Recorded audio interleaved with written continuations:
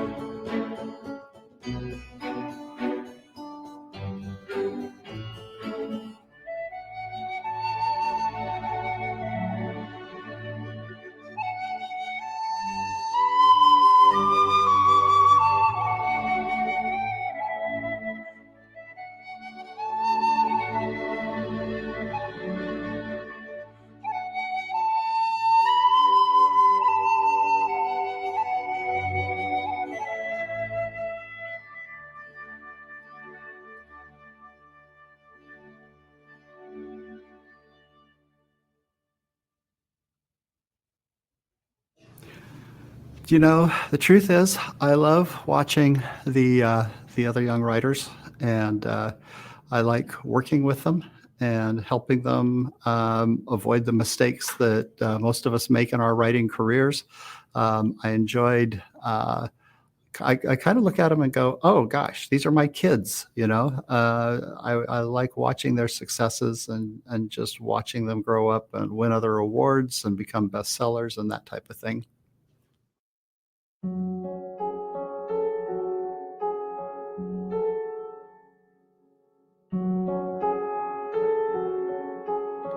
Hello, darkness, my old friend. I've come to talk with you again.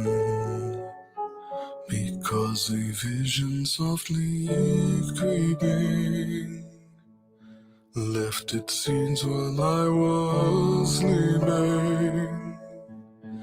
And the vision that was planted in my brain still remains within the sound of silence. In restless dreams I walked alone, narrow streets of cobblestone, neath the halo of a street lamp. I turned my collar to the cold and damp. When my eyes were stabbed by the flash of a neon light that split the night, and can touch the sound of silence. And in the naked light I saw 10,000 people, maybe more. People talking without speaking. People hearing without listening. People writing songs and voices never shared. And no one dared disturb the sound of silence. Fool said I, you do not know. Silence like a cancer grows. Hear my words and I might teach you. Take my arms and I might reach you. But my words, like silent raindrops fell, and echoed in the wells of silence. And the people bowed and prayed to the neon god they made. And the sign flashed out his warning, and the words that it was forming. And the sign said the words on the prophets are written on the subway walls, and tenement halls, and whispered in the sound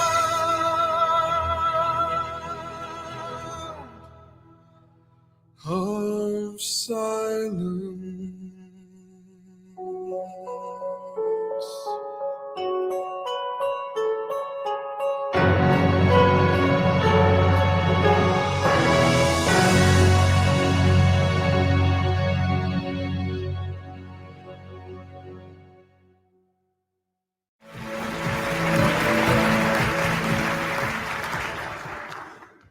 Among our past writing winners, whether they be finalists or Gold Award winners, many have gone on to great success. Some have gone on to become bestsellers, and some have won the greatest honors in the field. Tonight's winning writers will continue that great tradition. The Golden Pen Award will give an added boost to one of our winners, and we're thrilled to present that honor now. The Writers of the Future winner of the Golden Pen Award and grand prize check for $5,000 goes to the writer of the story. Did they give you the... No, I don't have it. You have it? Here we go. I do definitely want to thank David Farland. I want to thank Dave Wolverton, who edited the anthology. He got some things that I didn't, and the story gained a lot of value because of Dave. He does great work, and I'm very thankful for that. I would like to thank my teachers and mentors, including David Farland, Dave Wolverton, Dave Farland, David Wolverton, Dave Wolverton, Dave Farland, who ran our workshop, Dave Wolverton, Dave, and of course, David Farland. We're very appreciative of your sharing your knowledge with us. David Farland. I've been reading your writing tips for a long time. I don't think you know how many people you helped.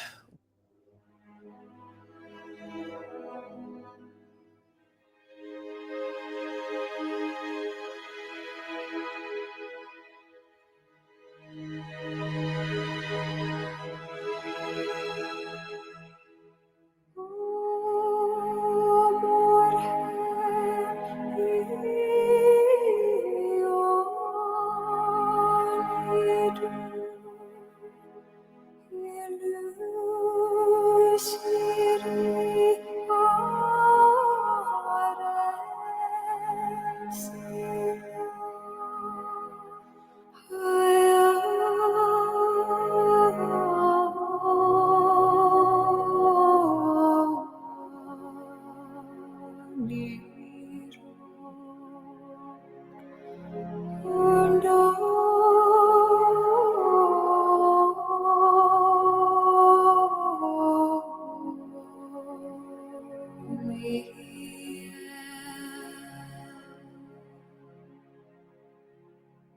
You're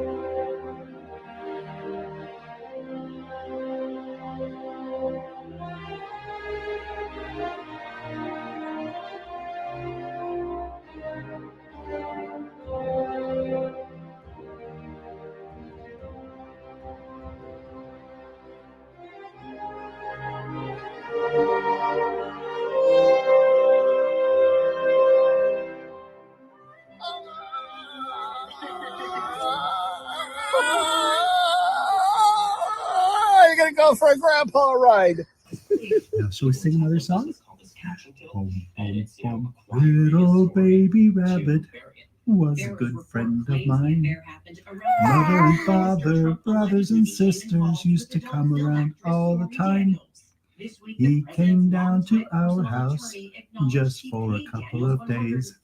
And oh, he made me smile so much that I wish he could have stayed.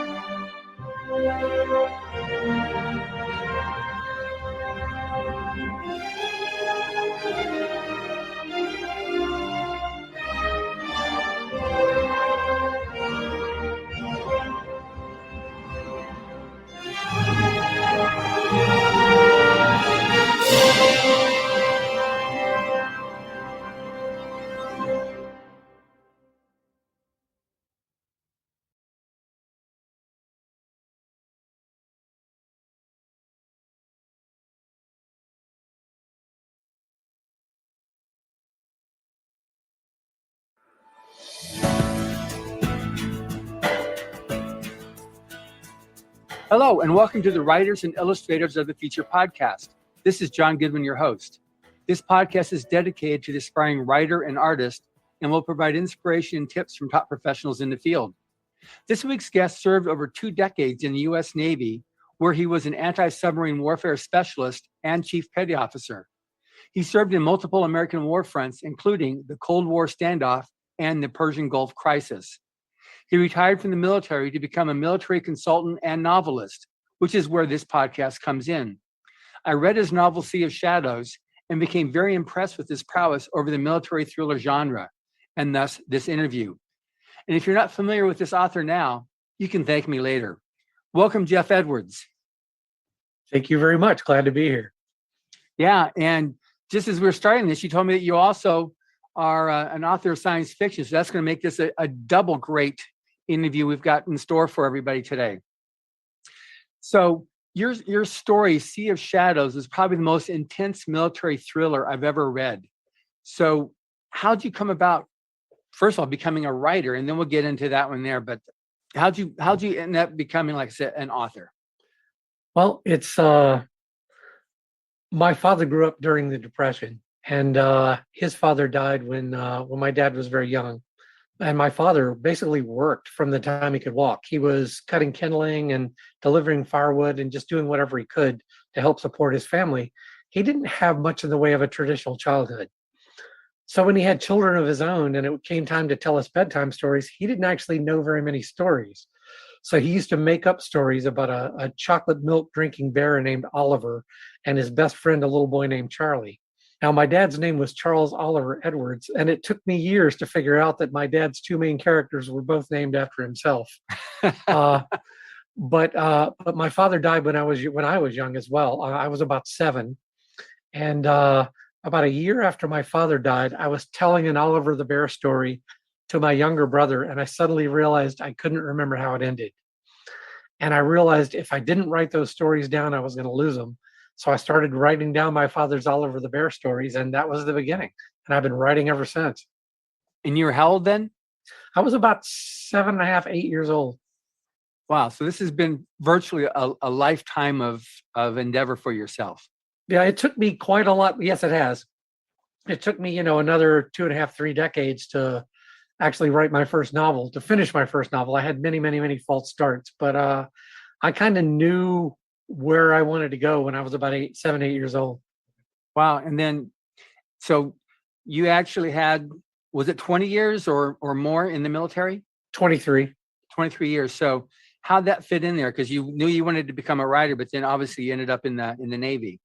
That also kind of a little bit ties back in with my father. I grew up in Savannah, Georgia, and I used to like to go down to the waterfront with my dad and stand down there on the wharfs. And Savannah is a big seaport. A lot of people don't know that. But I would see ships disappear over the horizon, and I would ask my dad where they were going. And he said he didn't know. He said they could be going to Europe or Asia or, just up the coast to North Carolina or something. He said there's no way for us to know where they're going, but they're going out there. And I always wanted to go out there. So at some point, after having read Robert Louis Stevenson and Edward L. Beach and writers of naval fiction and everything else, I thought it would be great if my career could somehow combine the two things that I loved, which is the sea and writing. So I went to sea to learn about the sea and to teach myself how to write. Wow. I guess that was a definite practical application of wanting to learn what you're writing about, to actually serve in the military, anti-submarine warfare, and on 2 theaters, at least multiple theaters of wartime experience. So now on your story, I want to get right into this one here. Then we'll jump over to science fiction.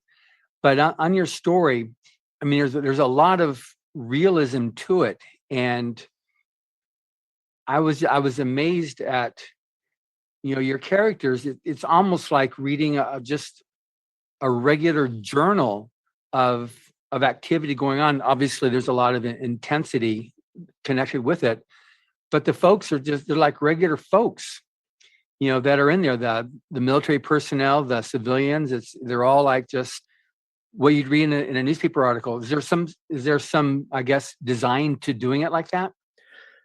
Well, the short answer to the question is yes, there absolutely is. The slightly longer answer to the question is this: I had no desire whatsoever to write military fiction. I was writing science fiction detective stories. I had actually just finished my first one. I finished my first science fiction detective novel, Dome City Blues, and my agent was shopping it around New York. And every time my agent walked in the door with this manuscript and acquisitions editors got a look at my credentials, they said, "Why isn't this guy writing military thrillers? He's an expert in anti-submarine warfare. It's like this guy chases submarines for a living, and that's pretty damn cool. Why isn't he writing about that?" So my agent, Don Gerard, the late Don Gerard, he's passed away a few years ago. Lovely, lovely man. He came to me and said, "That's an excellent question. Why aren't you writing military thrillers?" He said, I know you love them. I've seen your bookshelf. You got Edward L. Beach and Robert Louis Stevenson and Tom Clancy and Dale Brown and Michael D. Mercurio. He said, you got shelves full of that stuff. I know you love it. Why aren't you writing it?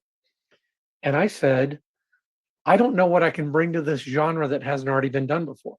I don't want to take something that everybody else is already doing and repeat it. I could not see how I could write anything that would compete with Tom Clancy or James Cobb or somebody like that. So I basically said, I don't want to go there. And so my editor, I'm sorry, not my editor, my agent, after about a year and a half, maybe a year and a half of bugging me to write him to try writing a military thriller, he finally contacts me and he says, "I'll make you a deal."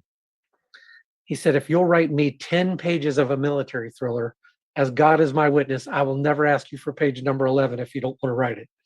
He said, "If you want to get me off your back, just write me 10 honest pages of a military thriller. I will never ask for page number 11.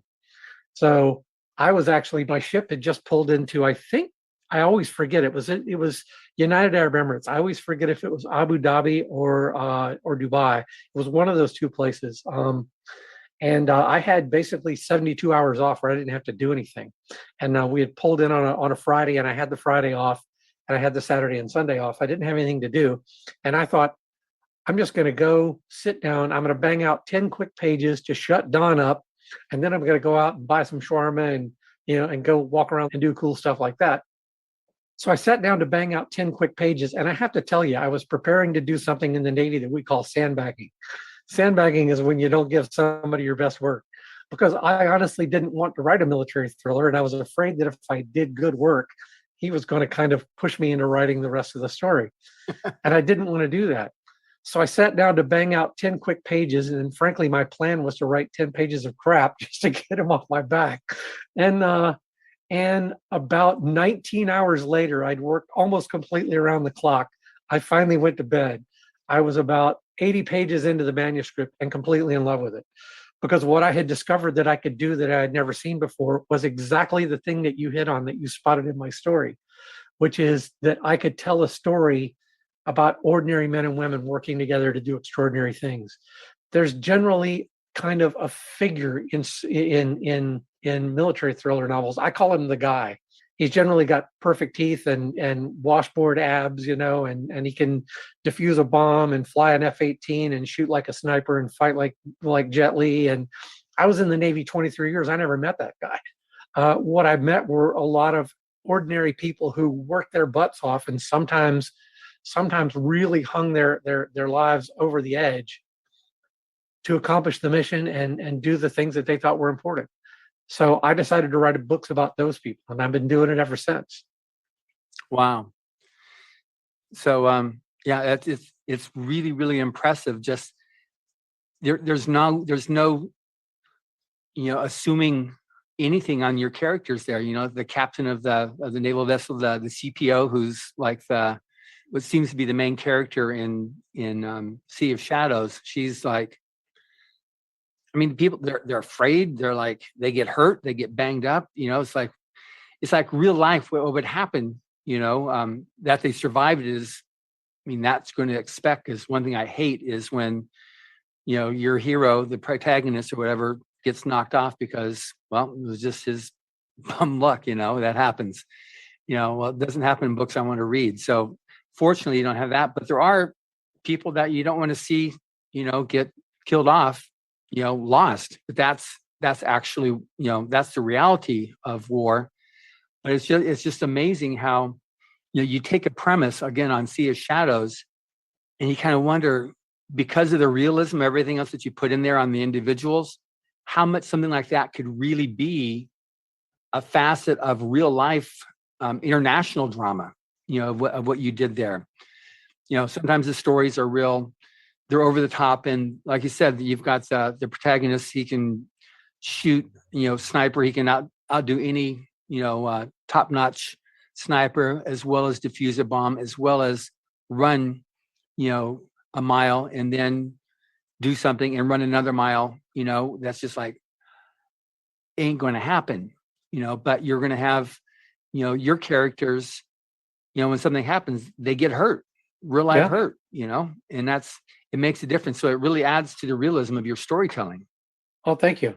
It's, I tried to make it, you said something about it almost being like a journal. And while I tried to make the story self-contained, and I tried to make the story work for people who've never been around the military and don't know anything about it, I very much wanted to convey the idea that the people out there doing this, sometimes they make mistakes. Sometimes those mistakes get them hurt. Sometimes they do the right thing. Sometimes they do the wrong thing. Sometimes they do the dumb thing. It's just that's how it works. Mm-hmm. And I've seen too many movies and read too many books where the main characters are just, they're flawless. They're paragons of brilliance and bravery and everything else. And I don't know, the real people I served with they got scared. Sometimes you're so scared your knees are shaking, but you step up and do the job because courage isn't the absence of fear. It's the determination that some things are more important than fear. That's a great definition there. That's really, really good. Now, one thing that also your characters there, did you read the book by Owen Hubbard called Final Blackout? I'm about halfway done with Final Blackout, and I'm loving it. I've always thought of kind of as Battlefield Earth as being L. Ron Hubbard's masterpiece, but I have to tell you, there's a case to be made for the fact that even though this is not kind of an epic sci-fi novel the way that one is in terms of length and scope and grandeur and everything, but just in terms of the quality of the story and kind of the socio-political dynamics and everything else, this is right there in the running with it. Yeah, it's interesting how he talks about, because he wrote it. I mean, he wrote the book before World War II, and then he did an intro to it after World War II, and which qualified it as science fiction, because World War II hadn't happened yet when this war took place. And it's interesting, some of these famous military fiction writers like Greg Dinallo, Harold Robbins, what they said about, and several military units have actually used Final Blackout as part of their officer training school. Just the lieutenant, just this unnamed person just called the lieutenant, his qualities and characteristics of keeping his men alive and how he deals with that is just amazing. But it's interesting how he's like, he dedicated to the men and officers with whom I served in World War II, first phase, 1941 to 1945. So it's one of my favorite military fiction stories. And I've read, the same authors that you mentioned as well. But this is one of just one. He was accused. I don't know if you also noticed in the intro that he wrote, he was accused of being a communist, a fascist. He's accused of all kinds of things because of how he wrote it, because it was just for him. The lieutenant was there. His job was to keep his men alive, and that was paramount to anything else. And he didn't think too kindly of the career officers. He also saw what happened there, and he wrote quite a bit about too with what happened in Pearl Harbor with those in charge not following their own policy on how to deal with situations when you've got negotiations happening with hostile forces. Well, I was just going to say, I don't remember the exact figure, but I remember reading a book. I think the title was Silent Service, and it was about the history of U.S. submarines at war. And in the book, and I've never actually independently looked up this little factoid, but it sounds like it's true, and I'm thinking that it probably is. And with 5 minutes of research, we could probably confirm it. But the book suggested that shortly after the outbreak of World War II, of the U.S. getting into World War II, not the initial hostilities, prior to the U.S. involvement, but shortly after the U.S. got involved in World War II, within the first few months, they had to relieve about 40% of their submarine skippers, of their submarine captains, because it turns out that people who are perfect officers in peacetime and perfect administrators and trainers and everything else sometimes are not very good at actually rolling their sleeves up and getting the job done when it comes time to fight. And so it's interesting that you can have people, including admirals and generals, who built a perfectly sterling career and everything looks great on paper. And then when it comes time to actually make contact with the enemy, it all falls apart. Yeah, no, it's true. And that's unfortunately, what happened. But I'm sure it'd be very easy to document. You're talking about the thing on, like, you were obviously Anti-Submarine, and that's one thing that Owen Hubbard was as well. He was there off of Port Orchard there on the West Coast, dealing with the German submarines, German U-boats right there that were attacking and sinking ships. And that never really made a whole lot of popular coverage by the media, because nobody wanted to know that the enemy was off our shores. But people were much more comfortable with the idea that the enemy was in the Atlantic. Yeah. Yeah. So as a lieutenant, I don't know if you saw any of the photos that we have in that where he was captain of the. I did, of a destroyer. Yep. Uh-huh. Yep. He's a tin can sailor like me, except I was never captain. Yeah. So he was and he definitely wrote about his engagements off of off the shore there in Oregon and Washington, just with with the U-boats. And so did you actually have then, I mean, the type of U-boats you talked about in your Sea of Shadows, those were intense. So is that the technology that's currently in use now? Actually, the ones that I wrote about, Type 212s and Type 214s, have actually been outpaced by newer technologies yet.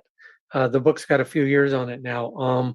But yeah, that's there was a period of time where diesel submarines was all there were. Diesel. Every navy in the world built and fought with diesel submarines, and that had submarines. And then the U.S. with the Nautilus and started building nuclear submarines, and suddenly nuclear submarines were it. If you didn't have nuclear submarines, diesel submarines couldn't stay down very long. They couldn't. They didn't have very long legs. They couldn't run very long. So there were all these things that were kind of against them. So diesel submarines, non-nuclear conventional submarines, started to kind of become a joke.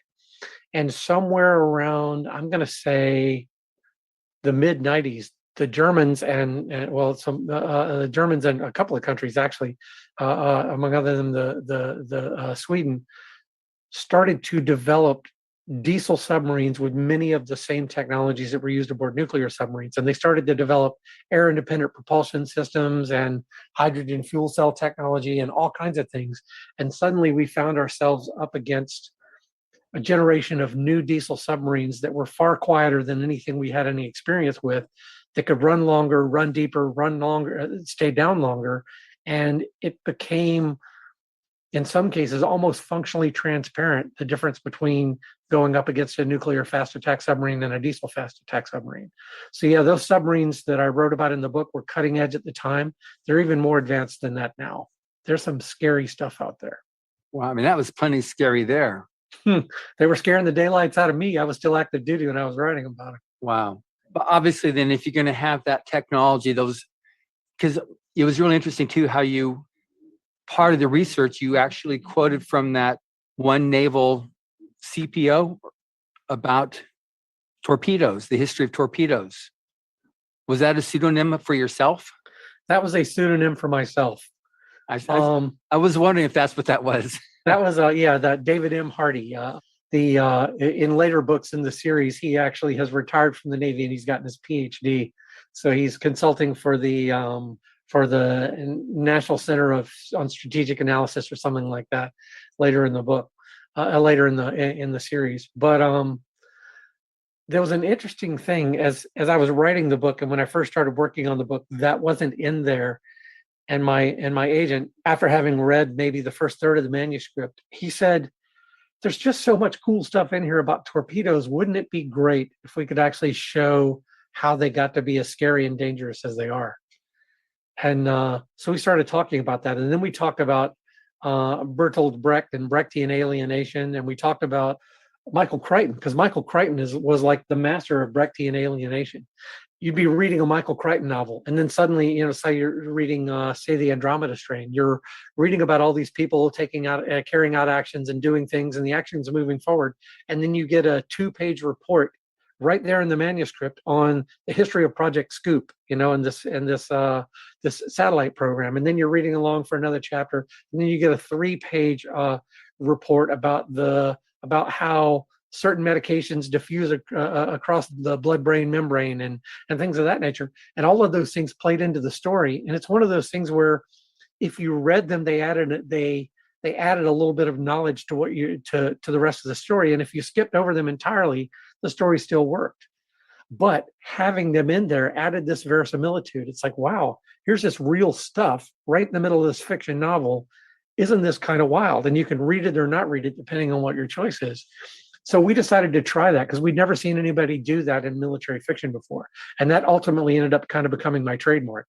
So it's like, in In every military book I've written now, there's a fiction thread and a nonfiction thread. And by the time you get to the end of the nonfiction thread, you've got all kinds of information that kind of backfills some of the technologies about the fiction thread, if you're interested and if you read them. What was really cool about that is that sometimes in storytelling, when you try to fill in, it'll drag a story out. If you're trying to fill in and provide some type of history or some context, that can make it easier for you to understand what the story is. Doing what you did there enabled you to do that without at all detracting from the story. It actually gave another dimension, which gave it much more depth and much more believability to what you were actually writing.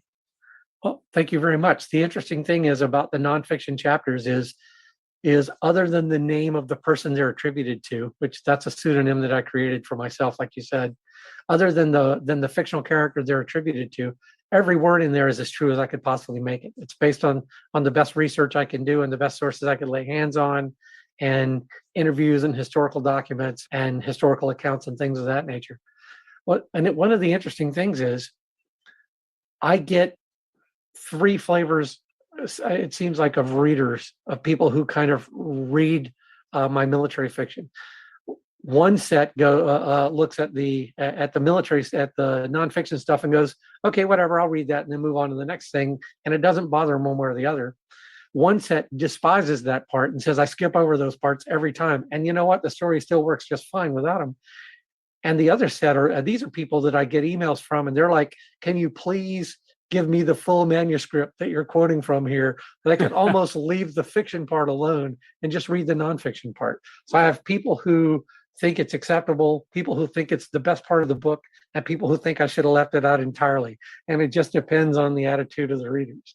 So far, the people who like it seem to outnumber the people who don't like it significantly. But I just think it's interesting that some people are indifferent, some people love it, some people hate it.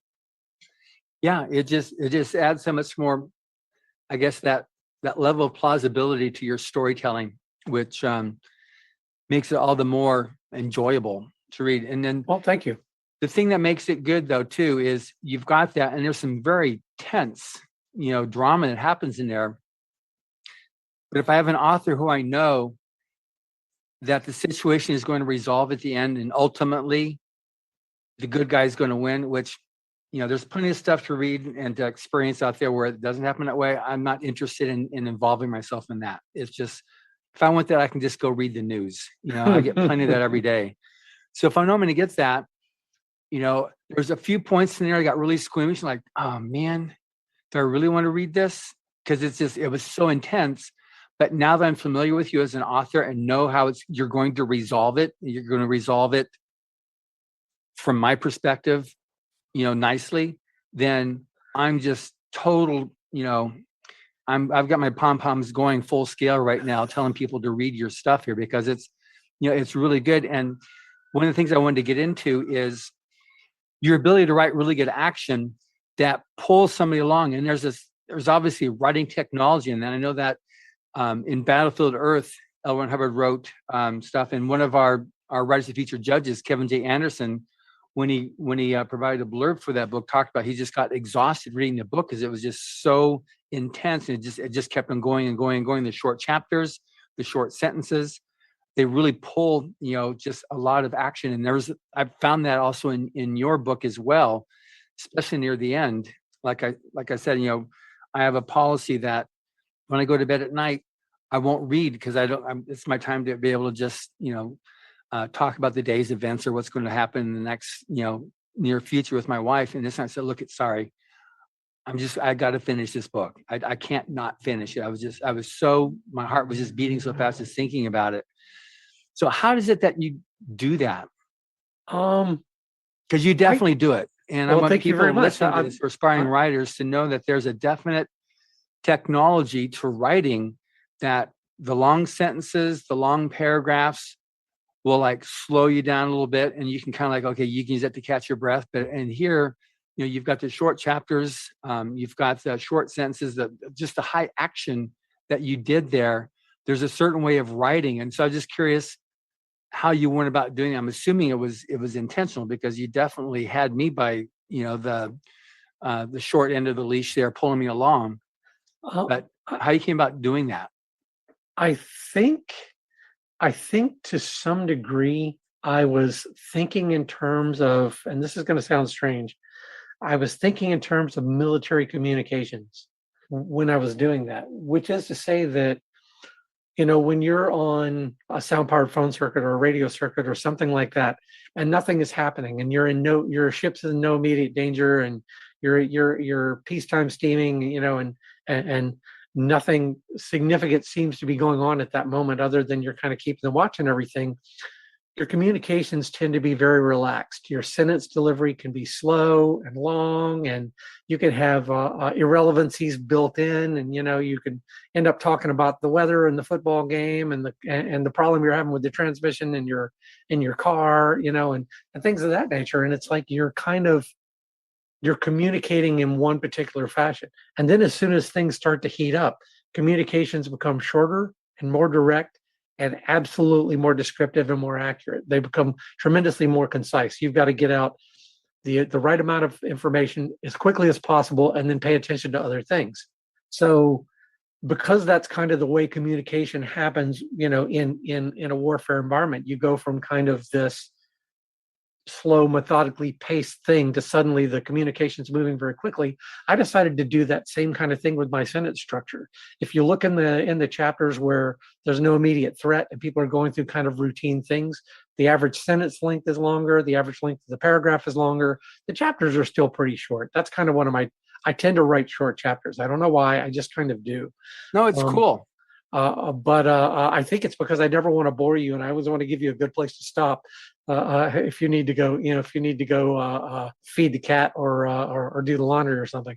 But I think I've always been trying to write in such a way that you can tell from the structure of the sentences and the structure of the paragraphs how much trouble you're in. So when they start getting shorter and faster and more kind of frenetic, that's because the world is moving faster and things are happening fast. And it just seems to work. I don't know why. It does. Well, you're mirroring real life for sure. And you're right. You don't have time for the, and how's the family, and is the car still giving you problems there? Is that, you had that little pole on the left side there. It's like, no, you got the torpedoes coming in right now. Yeah. Suddenly your communication amounts to check your six. And so it's like, you end up in a different world. Yeah. And it's interesting too, some of the different slang and jargon that you use in there is different than Hollywood. And that's one thing I found very interesting. It's, with a few notable exceptions, most of the slang and the pro words, the code words and stuff that I use in there are pretty reflective of what actually happens in the fleet. There are a few pro words that I wanted to use, code phrases I wanted to use, that are actually protected by NATO and stuff. So I had to come up with alternatives. For instance, the term sledgehammer as it gets used in the story, and the term anvil as it gets used in the story. Those are substitutes for terms that are actually where the term itself is protected by NATO or protected by tactical doctrine. I don't know if you noticed on the back of the acknowledgments page, there's or not the acknowledgments page, on the copyright page, there's a statement that it's been reviewed by the Department of Defense and Security Office and what have you, and cleared for publication. Every book that I write, every piece of military fiction that I write, because I maintain an active clearance and stuff, has to get cleared by DoD and has to get cleared by the Pentagon. So I'm pretty careful about what I do there. And every once in a while they'll come back and they'll say, well, this piece over here isn't technically classified, but we'd really rather you didn't say that. Can we come up with an alternative? So generally the things that are in there, either they're spot on for how we do things in the military or in the Navy, or they capture the flavor, even if the details are different, to protect sensitive material. I get it. No, that's another thing that I observe is that's not what they say on TV, or that's not what they say in the movies. So that was, that was generally not. So what do you write for? Because you write nonfiction as well as the fiction. So you write the nonfiction for the, is it just the Navy, or is it for military in general, or? At the moment, the consulting work that I'm doing doesn't involve that kind of writing anymore. I used to write tactical publications, tactical warfare publications for anti-mine warfare and anti-submarine warfare. it's funny, one of the ways that some of those documents get written and some of that doctrine gets written is they used to do what they called ASW pizza parties, which they would bring in really, really, really smart tactical thinkers on anti-submarine warfare, and they would sit down for 3 weeks and they would hash out, okay, we think our procedures need to include this and this and this and this and this and this piece over here. Then we should do that. We should report it over here. This is how we should verify the accuracy of our sensors. This is how we, this is our alternate form of communication when our primary form of communication isn't working, whatever, all these details. And they would put them into this giant, basically massive document. And the good news is everything you wanted was in there. The bad news is it was written by 30 people and it looked like it was written by 30 people. It was an absolute mishmash of styles. So my job was to come in and do what they call making it reader agnostic, is the term that the Navy likes to use. My job is to make the entire tactical manual, 300 pages or 400 pages or whatever it is, read like it was written by one person. So my job is to distill all these different ideas and communicate them clearly and consistently and everything else. So I spent a great deal of time writing tactical manuals for the Navy, mostly for anti-mine warfare and anti-submarine warfare. But like your story came up with, things change. So I imagine even what you had back then and the book you wrote with Sea of Shadows, that's now totally antiquated technology too in terms of tactics for dealing with it. Yeah, absolutely. Well, first of all, the tactics that are in that book, I kind of made them up just because the last thing in the world I want to do is give the bad guys give enemies of the United States a look at our playbook. But again, it's one of those things where while the details are wrong, the flavor's right. It's like anybody who knows anti-submarine warfare will generally look at what I've written and go, that's not how we do it. But I absolutely understand why he said it that way. And this gives you the right feel, even if the details are wrong. And even if the details are wrong. And that's not an accident. But I will say this, one of the purposes of the book, one of the entire purposes of the book is to communicate the idea that you have to be willing to throw the tactical manual out the window as soon as you realize it's not working. I think there was one captain, I forget his name right now, the senior who became the senior captain. Yeah. Wiley. Yeah, Wiley, unwilling. Well, he was unwilling to do that. Yeah. And look where it got him. Yeah. I don't remember who said it now, but someone famously said that the hardest thing to do in professional sports is to walk into the halftime of a football team at the Super Bowl, walk into the locker room at halftime and completely change all the strategies that got them there to begin with because they're not working today. And it's like they've spent the entire season fighting to get to this moment. And now everything that they've trained themselves to do isn't working. And they're going to have to play the second half as a completely different game or they're not going to win. And one of the hardest things to do is to throw out everything that worked yesterday and last week and the week before. But sometimes you got to do that. As the tagline on the book cover says, sometimes the only way to survive is to change the rules. Yeah. I mean, it was a very good, demonstration of that. And I realized, again, based upon how Owen Hubbard wrote in his Final Blackout, that, that was something that he dealt with as well back then in the 40s. Somebody said, okay, this is a procedure, we stick to it. And then if you're going to live, though, you can't follow those procedures if they're not working. Yeah. So the nonfiction you write now, so you were writing stuff for the Navy. So what type of nonfiction do you write now? Well, now I mostly write reports, and they mostly reports having to do with cybersecurity compliance for combat systems.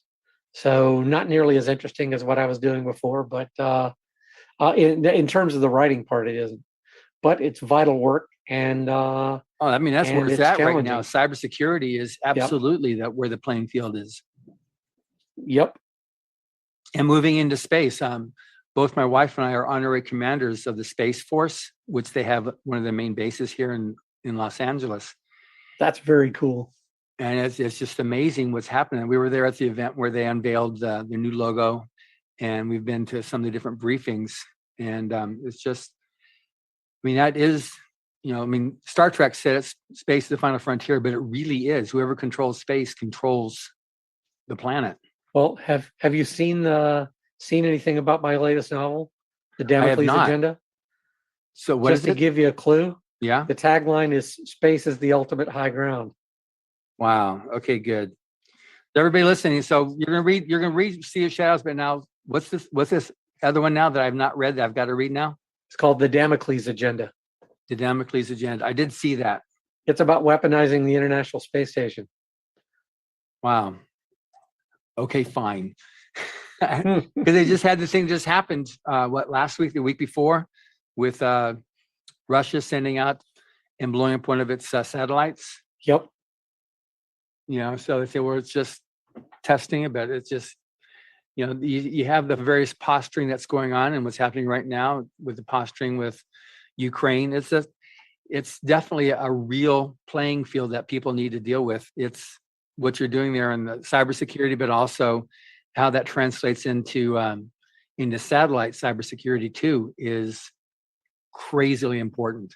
You're practically telegraphing the storyline of the Damocles Agenda right now, up to and including the posturing in Ukraine and the satellite stuff and cybersecurity and all of it. Wow. Okay. I'm closed. I'm hooked. Okay, good.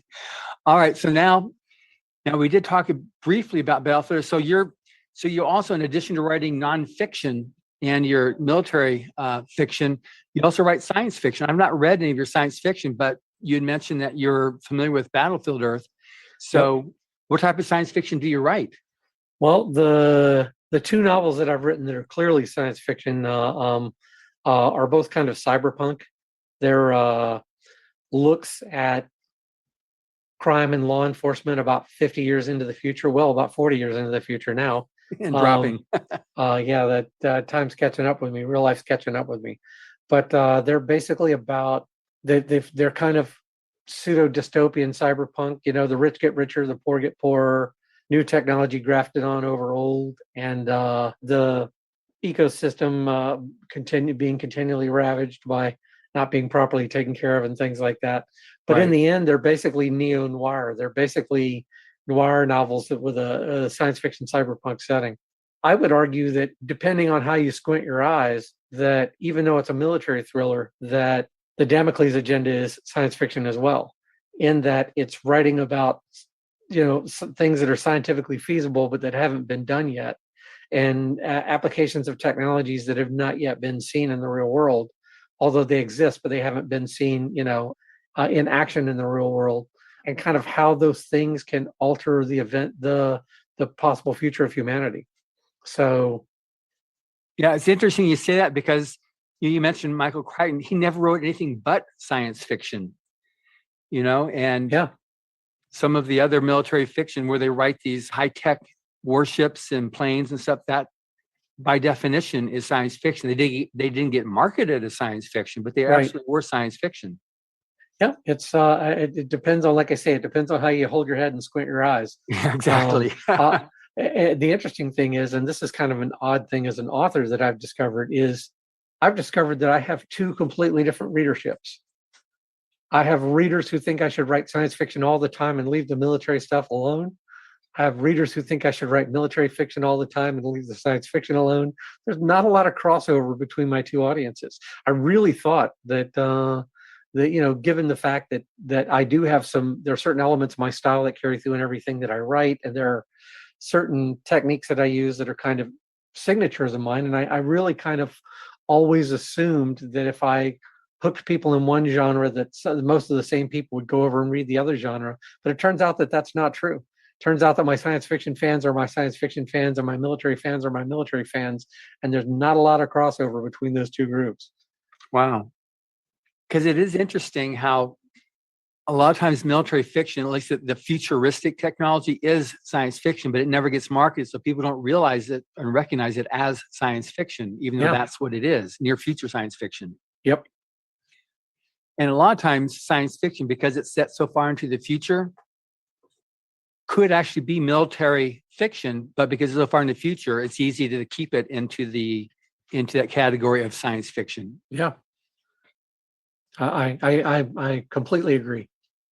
Yeah, the ray guns and the spaceships and whatnot. Okay, that's not military fiction. That's science fiction. But yet, Star Trek is military fiction. If you just break it down, but because it's so far in the future, it gets continue to be relegated as strictly science fiction. Yeah, and it's also military fiction is also science fiction when you take into account the fact that we're building ray guns, we're building we're not so much ray guns, we're building combat quality lasers, and we're building rail guns, and we're building the technologies that 50 years ago were absolute pie in the sky. Yeah. Or the fact that other than the fact that there's not a human on board, an intercontinental ballistic missile is a spacecraft. Yeah. It gets, it flies a very similar path to what the first American astronaut did. Our very first launch was the suborbital, and didn't even get into orbit. And but it's like that's kind of the path that an ICBM takes.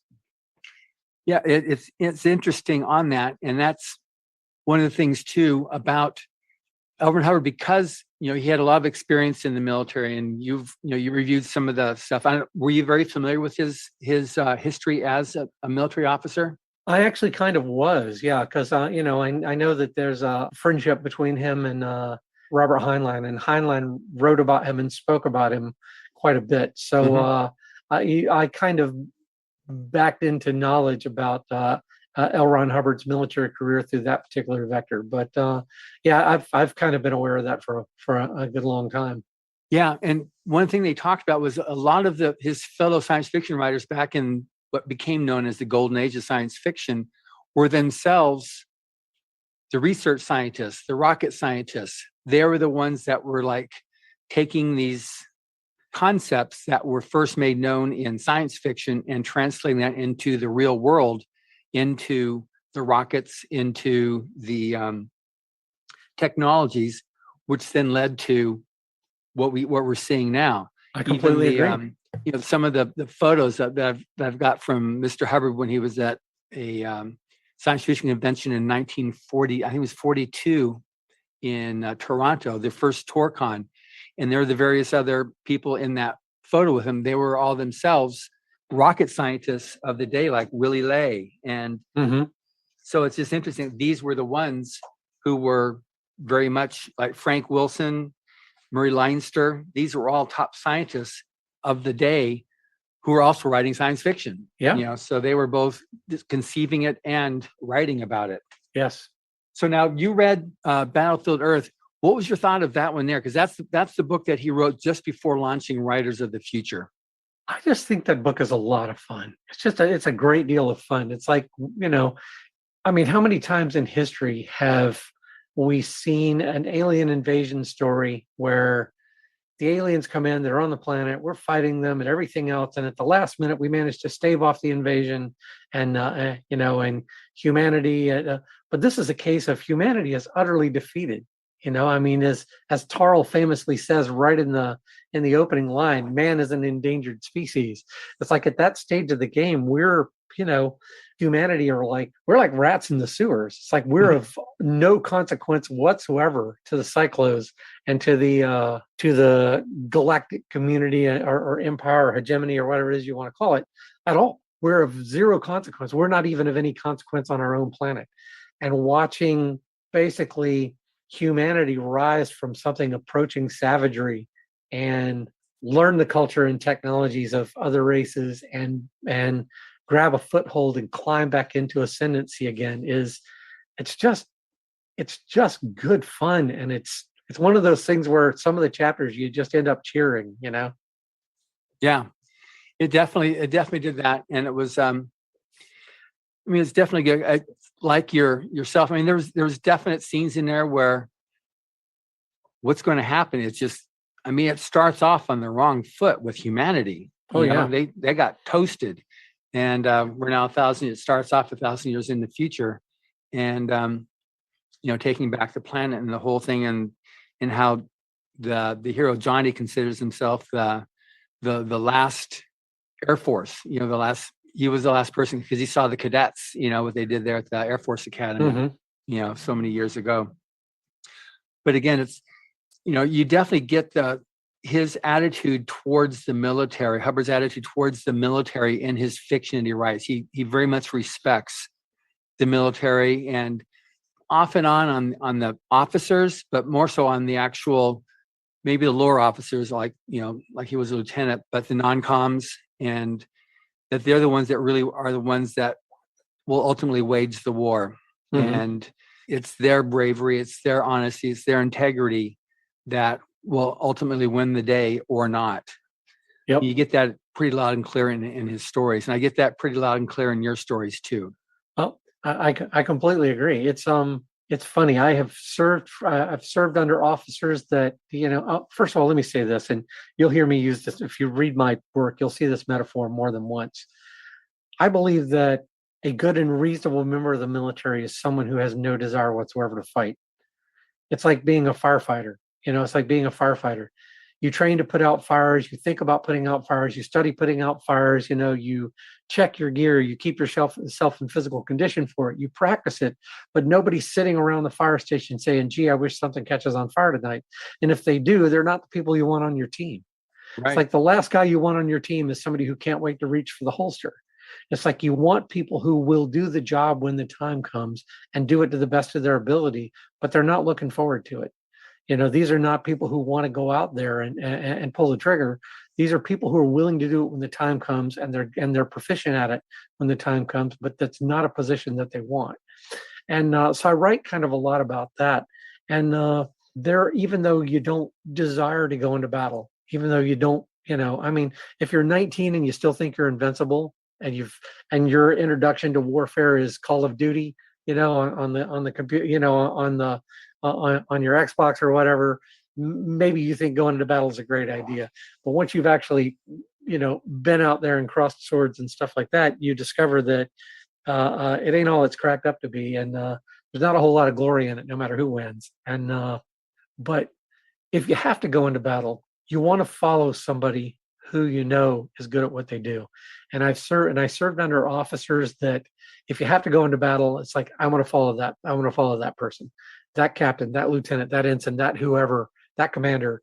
That person knows what in the hell they're doing and cares about their troops and cares about the ship and cares about, they're not just thinking about their career. They're not thinking about their next promotion. They're thinking about, what do we have to do to accomplish the mission and to endanger our people as little as possible? Those are the people you want to follow into battle. I was fortunate enough to serve under quite a number of those, and I was unfortunate enough to serve under more than a few who had no business in uniform.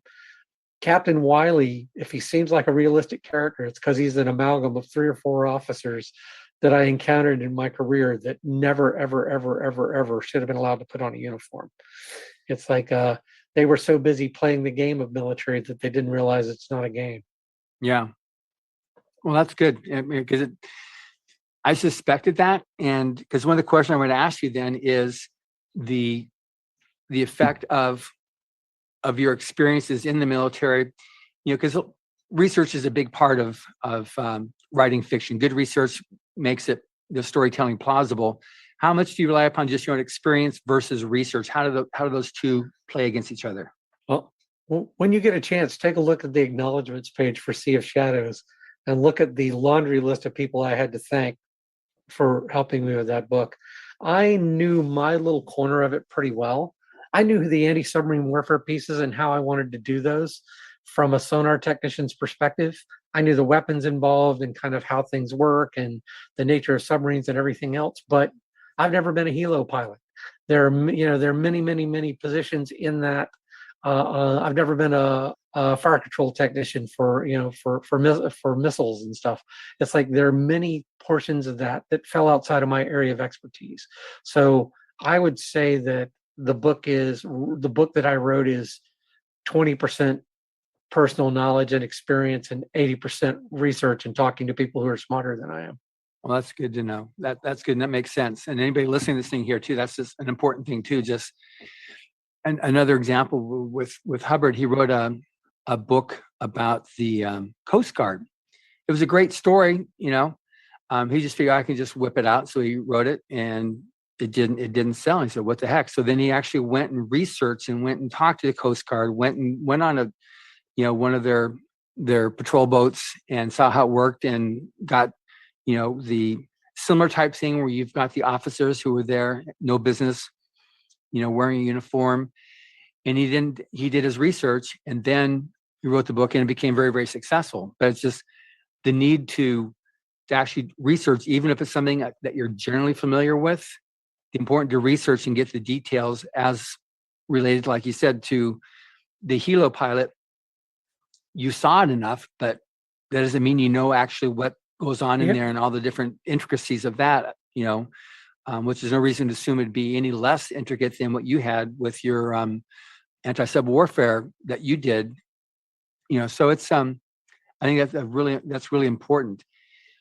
Now, you've obviously obtained, success as a writer.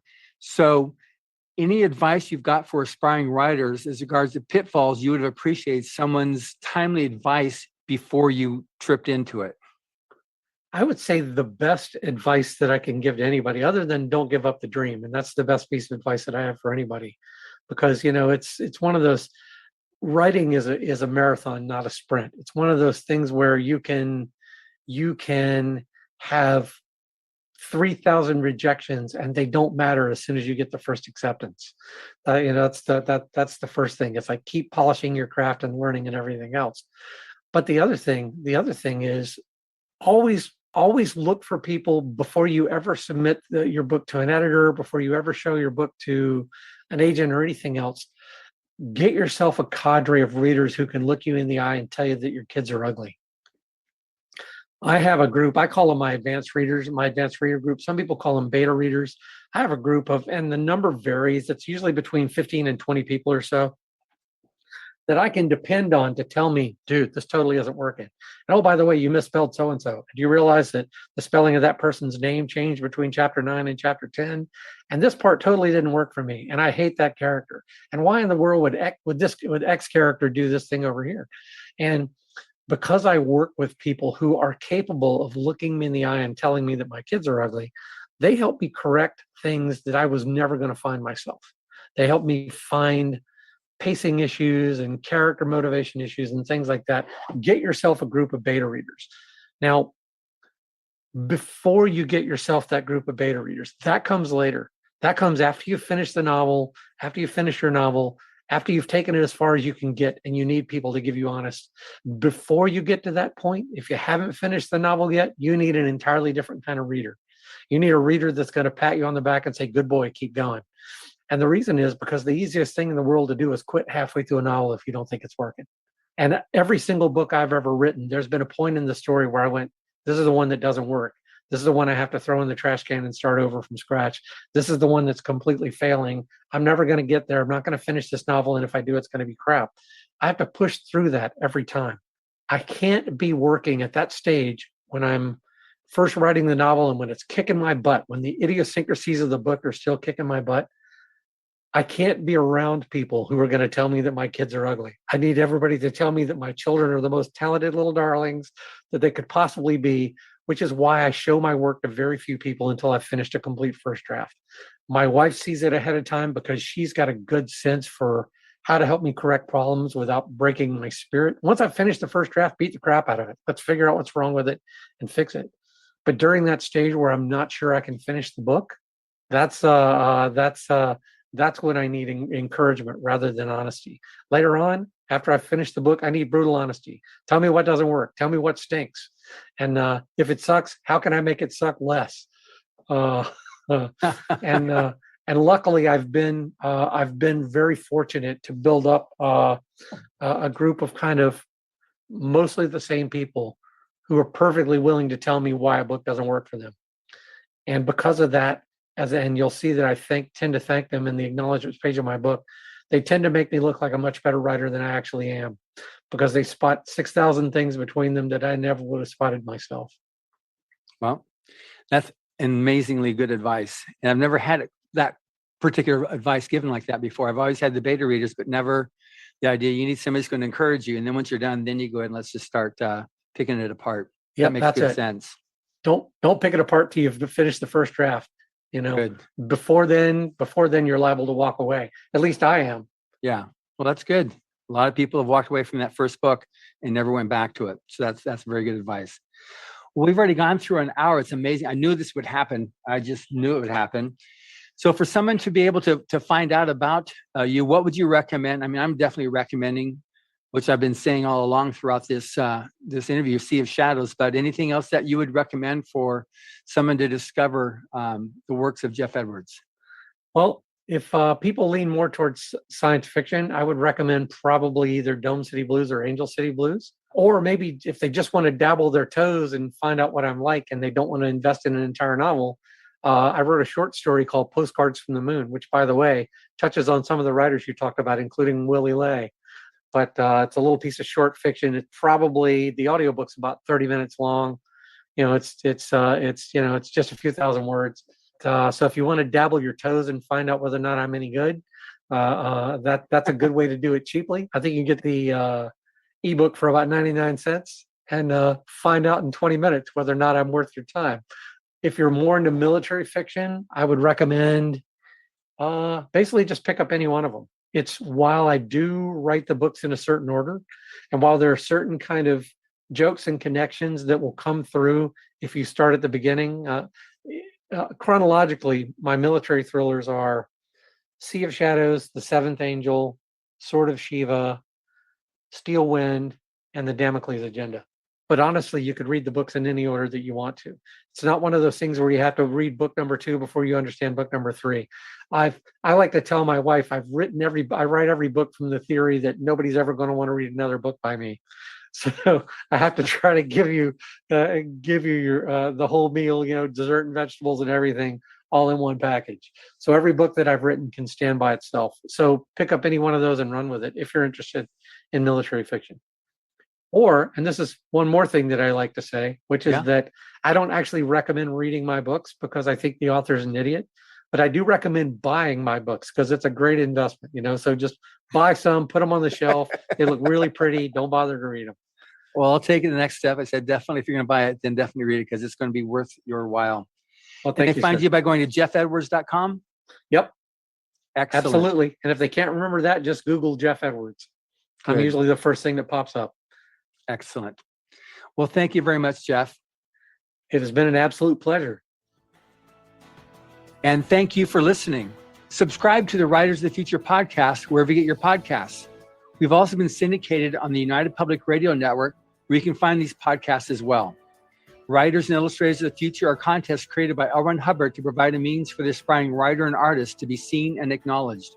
It is free to enter and open to amateur short story writers and artists of science fiction or fantasy. Again, thank you very much, Jeff. Thank you.